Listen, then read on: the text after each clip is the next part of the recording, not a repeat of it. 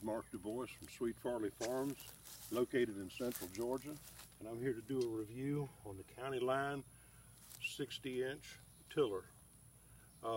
Let me say first off that the tiller is an excellent tiller. It's got very strong tines.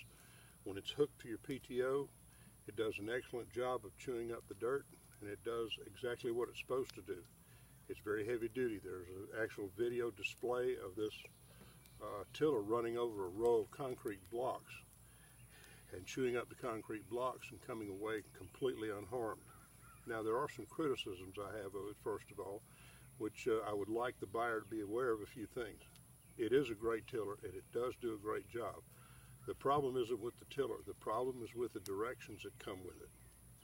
I can tell you when you get it, it's not assembled. None of this is put together. None of this is put together. There is no oil in it. There is no lubrication. Nothing is ready to run. The cover on your PTO is not there, and your PTO is not assembled. You have to put it together, and you have to connect it, which leads me to tell you about probably the biggest problem I had with this tiller, and that is that they put the instructions for shortening your power takeoff arm at the very end of the instructions. Now, if you have a Category 1 tractor like I do, I have a Mahindra 26XL four-wheel drive, good Category 1 tractor. It does a great job, but the PTO arm on this thing was too long for my tractor, and I had to shorten it. The thing you have to do is back your tractor up to the pins first. Put the PTO arm, before you put the cover on, before you put anything on, take the bolt out of the secure bolt back here out, slide your PTO arm and just drop the bolt into place. Then take the PTO arm, once you even your tractor up with the hitch here and your top notch up here, then go ahead and look at the PTO arm and see if it's going to be too long for your tractor. If it is, the way you cut it down is not real difficult. What you have to do is pull the cover apart, take the PTO arm apart. I had to take a total of 3 inches off the PTO arm for it to fit my tractor. So what I did first was I took the front part of the arm that attaches to the tractor. I measured the cover, cut 3 inches, cut 1.5 inches off the top cover, and then I scored the PTO arm with a hacksaw and finished cutting it with a real good metal sawzall blade. The problem is you have to also do it with the other part of the arm. You have to do the same thing, measure the cover, cut 1.5 inches off the plastic cover, take it off, measure 1.5 inches off the rear arm, and cut it off too.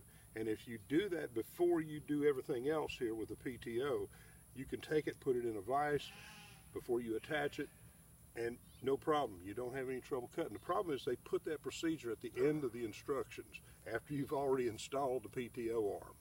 So I had already installed the PTO arm, the cover, and everything, and I wound up cutting the PTO arm while it was still on the tiller. Now, believe it or not, I was able to do it.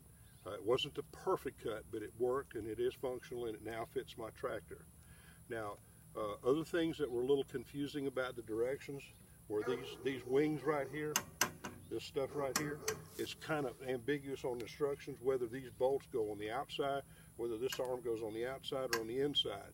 I found by trial and error that they go on the inside. These were not hard to adjust. This was not hard to adjust. And as a whole, once you get rolling on it, it doesn't take that long to put together. Being new at doing this, it took me about a day, full day, to put the whole thing together, counting one day, half a day on Saturday and another half a day later on in the week. I finally got it all together, got a PTO arm cut off, got it to fit my tractor, and now it works very well.